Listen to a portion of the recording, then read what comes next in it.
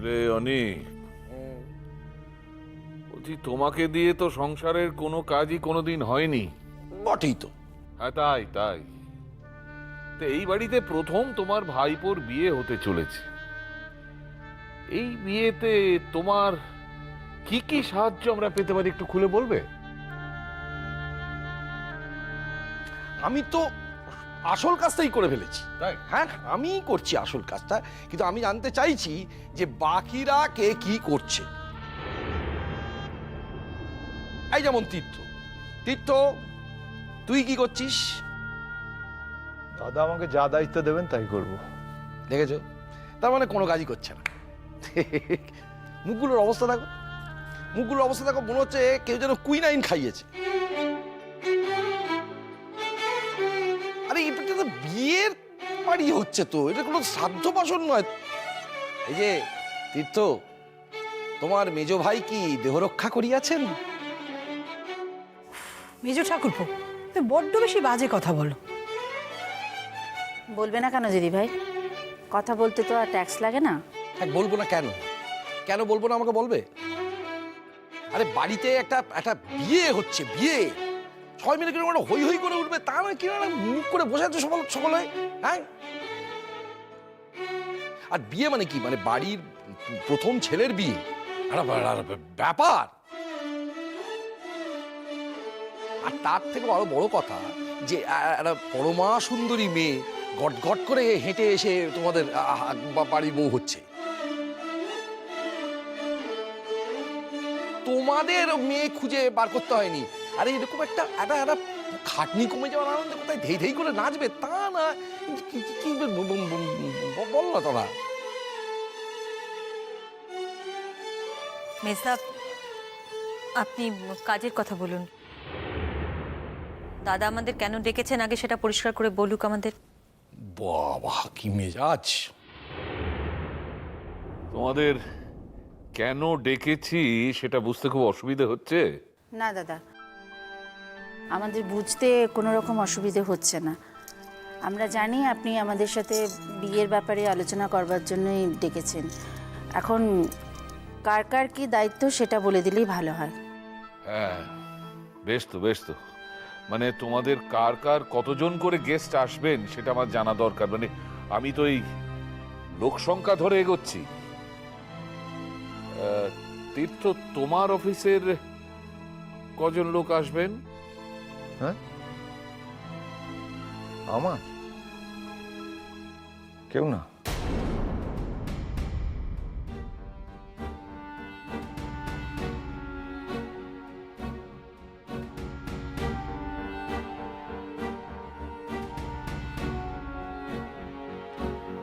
আমারও কেউ না।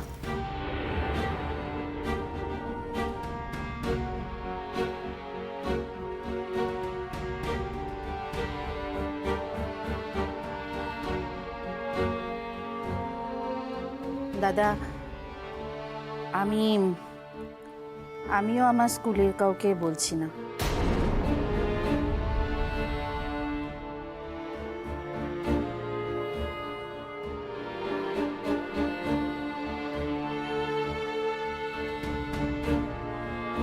কেয়া,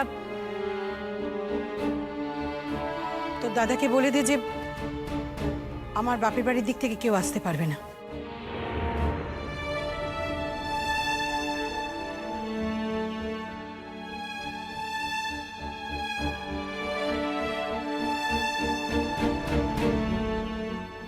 বাহ, অসাধারণ। বাড়ির লোকেরা নিজেরাই থাকবো এবং তাতেই বিয়েটা হয়ে যাবে।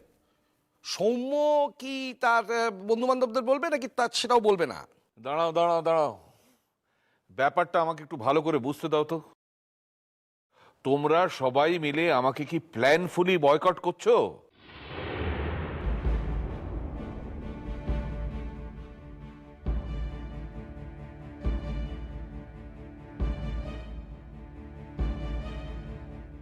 আমাকে মানে আমি এই বিয়ের কথাটা বলেছি বলে? বয়কটের কিছু নেই দাদা।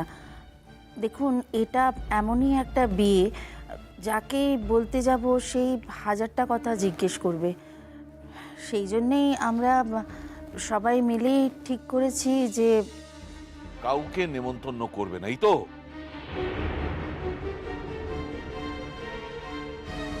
আমার কারণটা কিন্তু একটু অন্য দাদা। হ্যাঁ, তা তোমার কারণটা কি শোনা যাক? আরে এটাই তো সময় প্রকৃত কাছের মানুষকে চেনার। আপনি যাই বলুন দাদা, আমার নিজের যদি কোনো বিষয় সংশয় থাকে আমি সেটা নিয়ে ঠিক ফ্রি হতে পারি না। ঠিক ঠিক, তা বলে ফেলো। দেখুন দাদা, রঞ্জার ব্যাপারে আমরা কেউ কিন্তু পুরোপুরি নিঃসংশয় নই।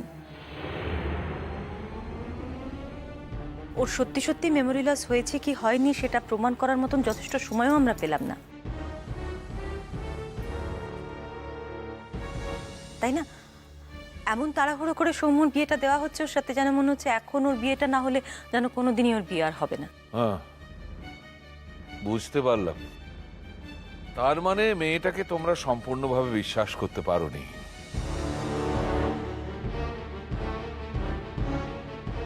আমি এতদিন ধরে ভাবতাম যে একটা স্মৃতিহারা মেয়ের সঙ্গে ছেলের বিয়ে দিতে তোমাদের বুঝি আপত্তি আছে, কিন্তু এখন তো দেখছি পয়েন্টটা একেবারেই উল্টো। স্মৃতিহারা নয়, স্মৃতি হারিয়েছে কিনা সেইটা নিয়েই তোমাদের সন্দেহ। আচ্ছা, লোকে কি বলবে বলো তো? আমরাই বা লোককে কি বলবো? সবাই যখন জিজ্ঞেস করবে যে দেশে আর কোনো মেয়ে ছিল না, এরকম একটা মেয়েকে, তার কোনো উত্তর আছে আমাদের কাছে? সব প্রশ্নের উত্তর তোমায় দিতে হবে এমন কথা কে বলেছে তোমায় শাশ্বতী? যে যে প্রশ্নের উত্তর দিতে পারবে না সেগুলো আমার কাছে পাঠিয়ে দিও।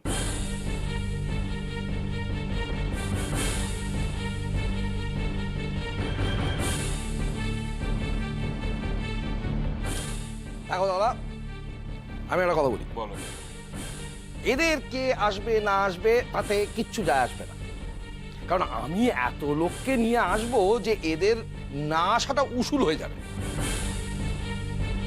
তার মানে তোমরা কেউ কোনো ব্যাপারে সাহায্য করবে না, এই তো? সে কথা তো বলিনি দাদা, তুমি যা যা কাজ করতে বলবে করে দেবো। না না, তার মানে কি কনসিডার করছো নাকি? আমি না বুঝতে পারছি না তুই কেন এরকম করছিস বলতো?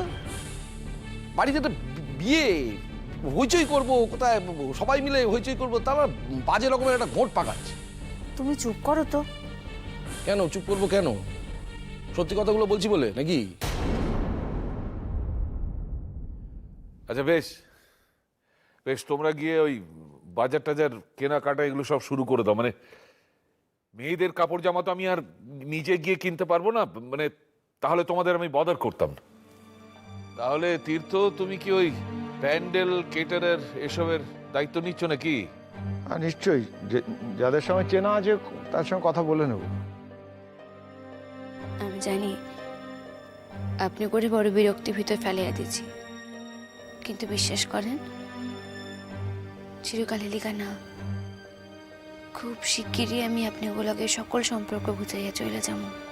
রঞ্জা, রঞ্জামা, কি হয়েছে কি? এর মধ্যে আবার ওকে ডাকার কি আছে? নিজের বিয়ের দায়িত্ব কি ওকেও নিতে বলবে নাকি? হ্যাঁ পারলে তাই বলতাম, কিন্তু সেটা তো এখন আর সম্ভব হচ্ছে না। এবার জামা কাপড় কিনবার সময় মেয়েটাকে অন্তত সঙ্গে করে নিয়ে যেও। আমি ওকে ডেকেছি একটু চা খাবার জন্য, আমার গলাটা একটু ভেজানো দরকার। জেঠুমণি ডাকছিলেন আমারে? হ্যাঁ হ্যাঁ, মা একটু চা করো তো আমার জন্য। হ্যাঁ, আমি এখনই আনতেছি। কইতাছি যে আপনারা সকলে কি চা খাইবেন? এই এই এই এই রঞ্জা রঞ্জা, এক মিনিট এক মিনিট এক মিনিট। আমি একজন কেটারারের লোককে আসতে বলেছিলাম, 12:30টায় আসার কথা। তুমি কেটারের লোককে 12:30টায় আসতে বলেছো? হ্যাঁ, আরে বললাম না যে আমি 14 আনা কাজ করে ফেলেছি। আর একটা দারুণ ভালো মুসলমান কারিগরের খোঁজ পেয়েছি। বলা যায় উনি আমার কাছে চেঁচেই এসেছেন, বুঝলে? আমি তো ভাবলাম যে বিরিয়ানি না হলে কি করে চলে? সৌম্যের বিয়েতে বিরিয়ানি হবে না, এটা কোনো কাজের কথা হলো? হ্যাঁ, তা লোকটাকে ডাকো, তাকে আমরা একটু কথা বলি। আর সেই কথাই তো বলছি। যে আসার কথা, ওই জন্য তো বারবার ঘড়ি দেখছি। আর আমি সেই কারণেই ওই রঞ্জাকে আটকালাম যে আরো কয়েক কাপ চা লাগবে কিনা সেটা বলে দেওয়ার জন্য। অনিন্দ্যবাবু,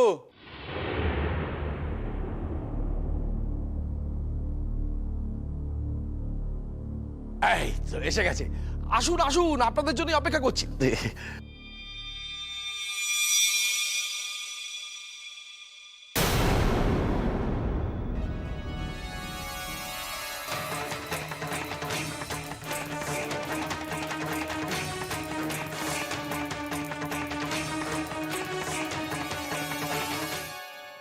স্যার বলেছিলাম না বিরিয়ানির মিস্ত্রিকে নিয়ে এসেছি। আসুন আসুন আসুন আসুন, ভেতরে আসুন, ভেতরে আসুন, ভেতরে আসুন।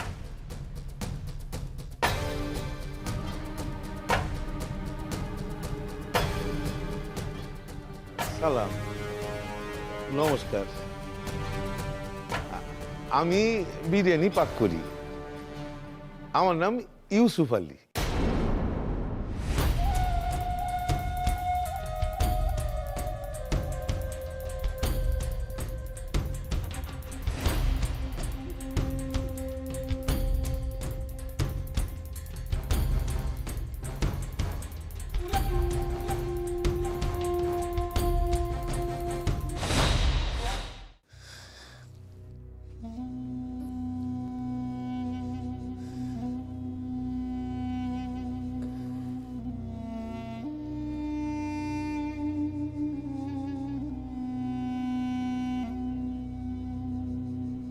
এত বেলা অবধি শুয়ে আসো? ব্যাপারখান কি? শরীরটা না বড্ড খারাপ লাগছে গো। পেটের ভেতরখানে এমন টনটনাচ্ছে যে উঠতেই পারছি না গো। ইয়ার নূতন কি ময়না, সংসারের কাম করতে ইচ্ছা না করলেই চিরকাল তো এই ওষুধখানি দিয়ে আইতেছ, আইজও দিতেছ। তো কথাখান হইল ময়না, আমার মা জ্যাঠাইমারও তো বয়স বাড়তেছে, তাগরও শরীর বইলাখান বস্তু আছে।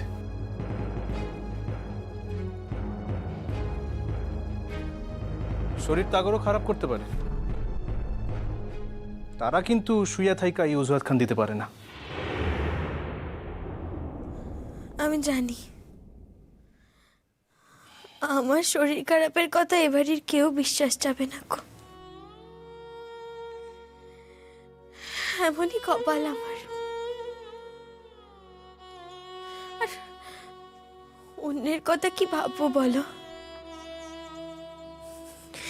নিজের স্বামী যখন আমাকে বিশ্বাস যায় না, তখন আর অন্যের কথা বলে কি লাভ?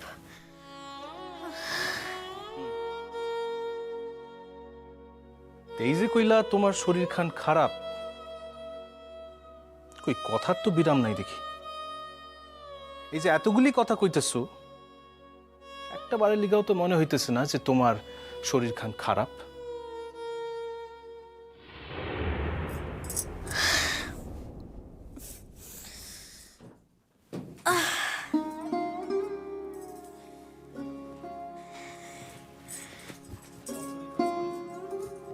জানি গো, আমার শরীর খারাপ করলে আমি না মরা পর্যন্ত তোমার বিশ্বাস হবে না যে আমার শরীর খারাপ। এ কথা নিয়ে আর যারই সন্দেহ থাকুক না কেন, আমার কোনো সন্দেহ নেই। যাকে যাক, সে নিয়ে আমি দুঃখ করি না আর। সবার কপালে তো সব সুখ লেখা থাকে না, তাই না? তবে কি না থামলা কেন? ভাষণ দিতেছিল, দাও। না না, বলে কোনো লাভ নেই। আমি বলবো, তারপর তুমি শুনে হয়তো এমন হাসি আসবে যে আমি আমি লজ্জায় একেবারে। লজ্জা?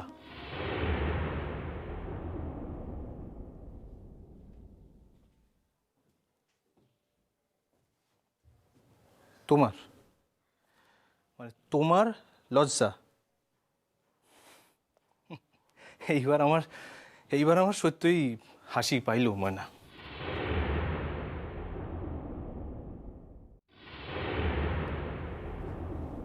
কি হইল? তাকে আসো যে?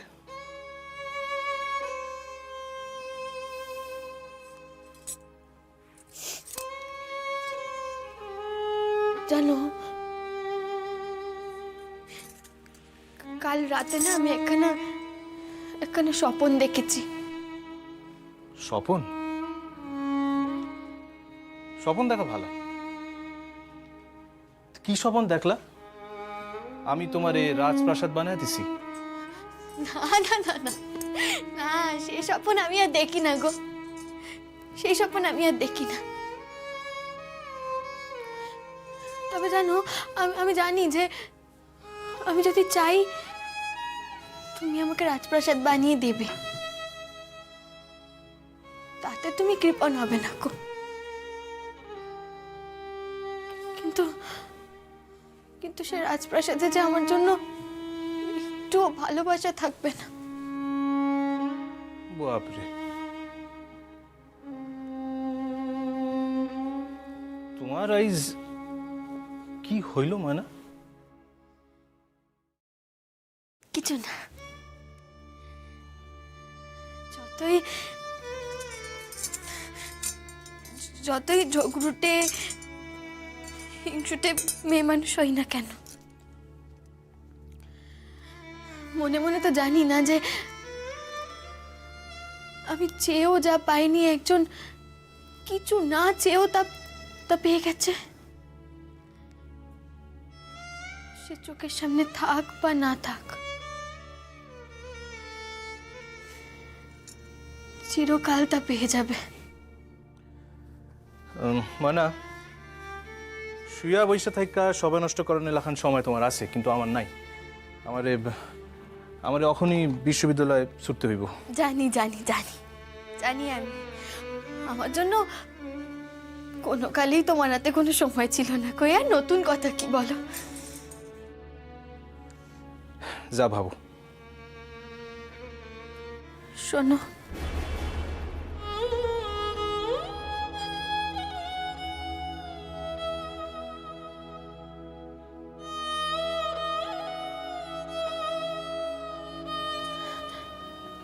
হ্যাঁ গো, আবার পিছু কেন ডাকো? আমার আমার স্বপনখানা তোমাকে বলতে বড় স্বাদ হচ্ছে গো। একটু স্বপন? শুনো ময়না, আমার হাতে কিন্তু অনন্তকাল সময় নাই। না না না, আমি আমি বেশি সময় নেব না, বেশি সময় নেব না। জানো জানো কি স্বপন দেখেছি আজকে? দেখলুম যে আমাকে আমাকে ধূপ ধুনো দিয়ে ফুল চন্দনের সাজিয়ে না চন্দনের পালঙ্ক করে নিয়ে যাওয়া হচ্ছে। কই? স্বর্গে?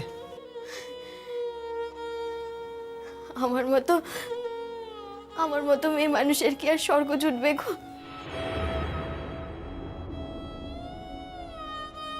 নরকেই গতি হবে বোধহয়।